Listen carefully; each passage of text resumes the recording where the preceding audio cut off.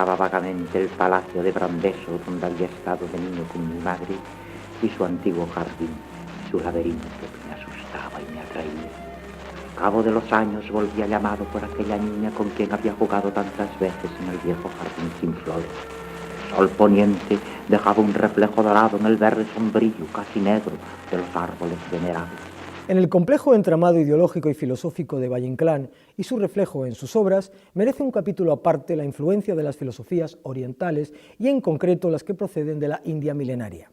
Hoy vamos a rastrear y analizar este aspecto que tiene su exponente en Luces de Bohemia, La lámpara maravillosa y otras producciones de este genial escritor español. Para desarrollar este tema hoy contamos con la presencia de Pedro Carrero Heras, profesor titular de Literatura Española de la Universidad de Alcalá de Henares. En la actualidad es profesor emérito de esta universidad y presidente del Instituto de Indología. Sus trabajos de investigación sobre la India se centran en el reflejo de este país en la obra literaria de escritores extranjeros contemporáneos, Richard Francis Barton, Edward Morgan Foster, Vicente Blasco Ibáñez, Mircea Eliade, Ramón de Valle-Inclán, Pier Paolo Pasolini, Alberto Moravia, etc. Es editor del libro colectivo La India de ayer y hoy y autor de estudios sobre la narradora india Maitreyi Devi y sobre los cuentos de Rabindranath Tagore y autor de un extenso manual, El arte de narrar. Buenos días, Pedro. Buenos días. ¿De dónde procede ese interés de Valle-Inclán por la India filosófica que se refleja en una parte de su obra? Valle-Inclán no estuvo nunca en la India, pero esto no significa que no tuviera buen conocimiento de ciertas doctrinas, de ciertas tendencias filosóficas de Oriente y de la India.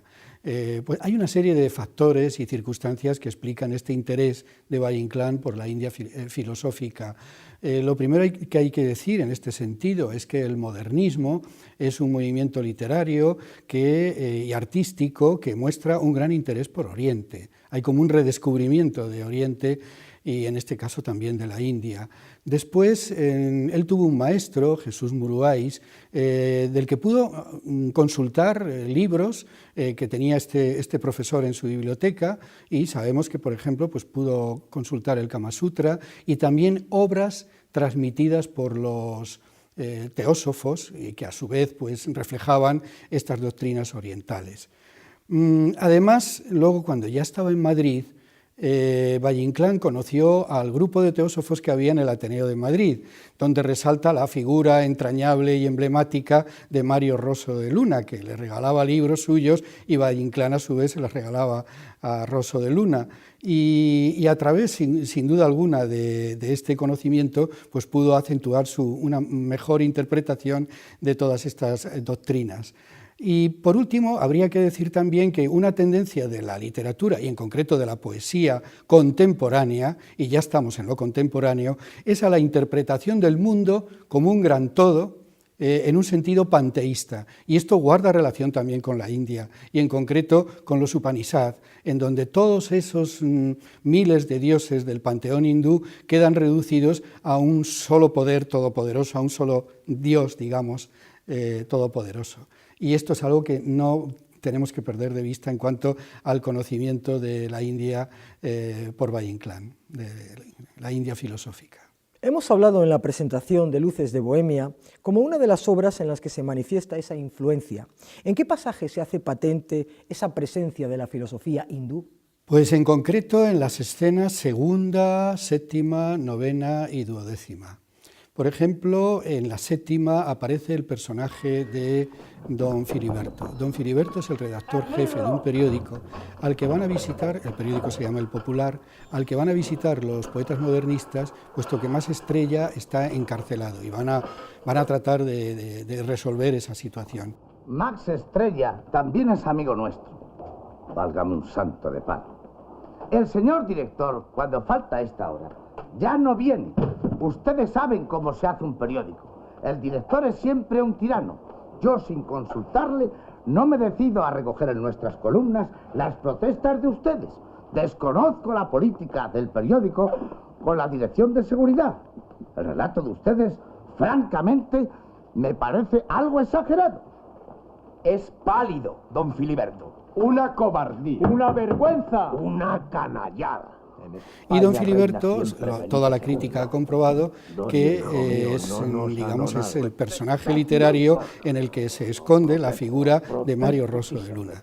No así don Latino de Hispalis, que es un farsante y que, aunque presume mucho del conocimiento teosófico, es más bien un impostor. Y luego, pues también es importante la escena novena, no digo que las otras no tengan su importancia en el sentido de lo que estamos tratando, la escena novena en la que Mas Estrella y don Latino encuentran a Rubén Darío en un café que está bebiendo ajenjo, que está amargado, y con él entablan una conversación que tiene que ver con lo trascendente, con el más allá, con el ocultismo, con la magia, con la gnosis. Servidor no es un poeta, yo me gano la vida con más trabajo que haciendo versos. Yo también. Yo estudio las matemáticas celestes. ¿Perdón, entonces? Pues sí, señor, aun cuando me veo reducido al extremo de vender entregas, soy un adepto de la gnosis y la magia. No lo mismo. ¿Qué términos de la filosofía hindú emplea Valle Inclán en esta obra? Uno de ellos es karma, que es bien conocido de todos. Quiero decir que está ya incorporado en las últimas ediciones del Diccionario de la Academia, basada precisamente en citas tanto literarias como periodísticas. Pero bueno, en la época de Valle Inclán no sería sin duda tan conocido, ¿no? El karma, dentro de lo que es la filosofía hindú, viene determinado por las acciones que el individuo haya podido tener en vida, ¿no? Y eso condiciona su próxima reencarnación. Todo esto se produce en lo que se llama el samsara. Este término no aparece, así como karma aparece 2 veces en Luces de Bohemia, samsara no aparece, pero está implícito. Es decir, el samsara es la rueda de las reencarnaciones. Y todo esto tiene un significado gráfico circular. ¿Y qué es lo que ocurre? La investigadora Virginia Garlitz, porque hay que reconocerlo, que hizo un trabajo muy interesante, va descubriendo en Luces de Bohemia una serie de circularidades. Por ejemplo, la calva de don Filiberto, es al que antes me he referido, el redactor jefe de ese periódico, pues eso ya es un elemento simbólico. Por ejemplo, lo circular que proyecta una lámpara de enaguillas sobre la mesa del redactor jefe. Pues eso también es algo simbólico que tiene que ver con el ciclo kármico. Virginia Garlitz no habló de samsara o rueda de las reencarnaciones o ciclo de las reencarnaciones, habló más bien del proceso kármico, pero es lo mismo. Todo eso tiene que ver con, como digo, con la circularidad que se puede detectar simbólicamente en Luces de Bohemia. Nuestra vida es un círculo dantesco. Rabia y vergüenza. Me muero de hambre, satisfecho de no haber llevado una triste verilla en esta trágica mojiganga. Latino, sácame de este círculo infernal. Además, curiosamente, pues también don Mario Rosso de Luna, que es el personaje que aparece bajo la figura de don Filiberto, había publicado en periódicos como El Globo y Los Orbes, que esto es una broma de Valle Inclán para referirse a su amigo, ¿no? Que tiene también una idea de circularidad. Después hay otro término muy raro, que hoy día tampoco es que sea un término conocido, salvo para los especialistas, como es kama rupa. Kama, que es deseo, y rupa, forma del deseo, que es como una especie de fantasma con algo de materialidad que existe después de la muerte del individuo. Ese fantasma que vaga por el éter tiene una serie de manifestaciones y apariciones que pueden ser buenas o malas. Deseos, digamos, benéficos y deseos destructivos. En el caso de Luces de Bohemia, tiene más bien el efecto negativo, porque don Latino le dice a Max Estrella que no se meta con Madame Blavatsky, no vaya a ser que se le aparezca una camarrupa de su karma, y no sería la primera vez. ¡Calla, Pitágoras! Todo eso lo has aprendido en tus intimidades con la vieja Blavatsky. Más, esas bromas no son tolerables. Eres un espíritu profundamente religioso y volteriano. ¿Qué nos puedes decir de la teosofía y de los teósofos españoles?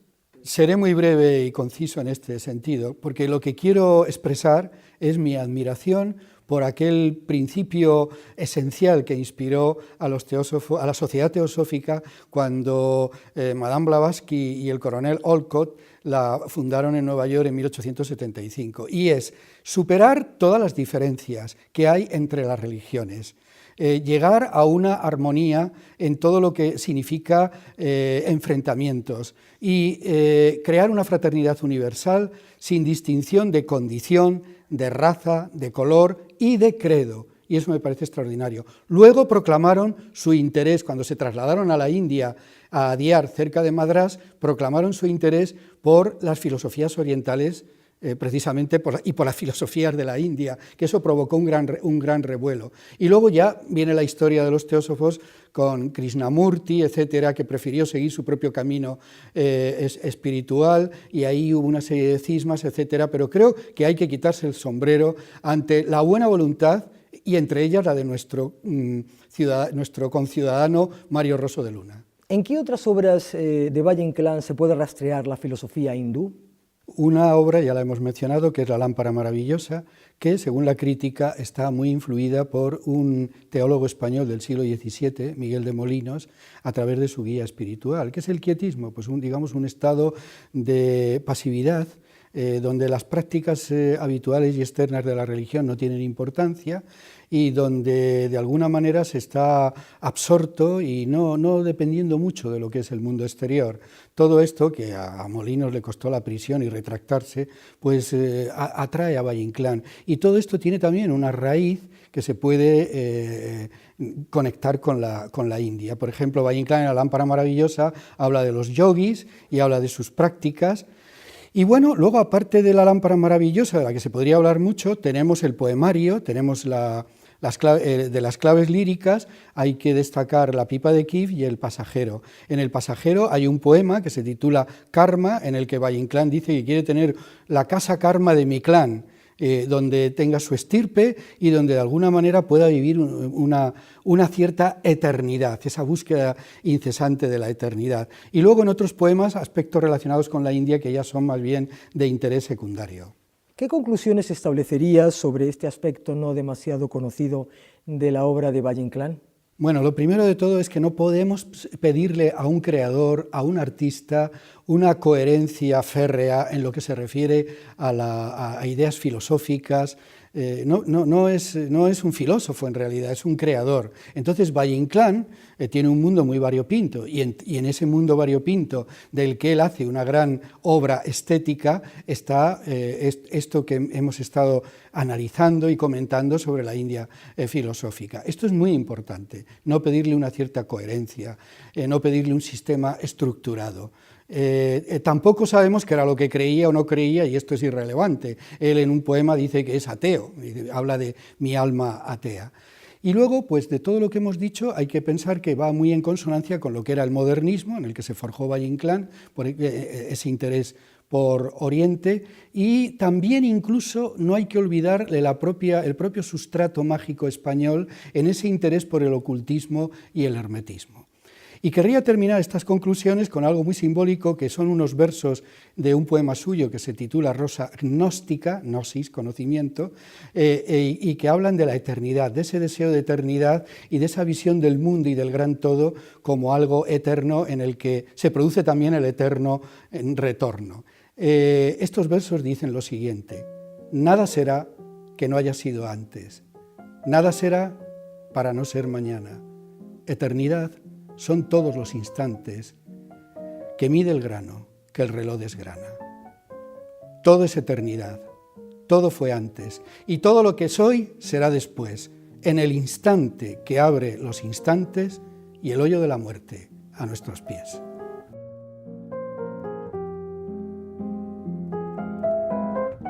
Hasta aquí el tema de hoy. Muchas gracias, Pedro, por este acercamiento a Valle-Inclán, y cuento contigo para próximas ocasiones. Gracias. Pues muchas gracias a ti, muchas gracias a todos vosotros, a la Universidad Nacional de Educación a Distancia, y encantado. De La lámpara maravillosa son estas líneas sobre el quietismo. Fue, sin embargo, doctrina profesada por pitagóricos y neoplatónicos.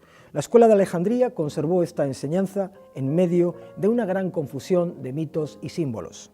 De Plotino y Porfirio la reciben los gnósticos y los priscilianistas. ¿Acaso también el filósofo arábigo Abento Fail llega a Oriente como todo el conocimiento estático y tiene su origen en la práctica de los yogis que hacen penitencia bajo los soles caniculares metidos en las ciénagas de los ríos cuando abren sus flores azules los grandes cañamares de Bengala?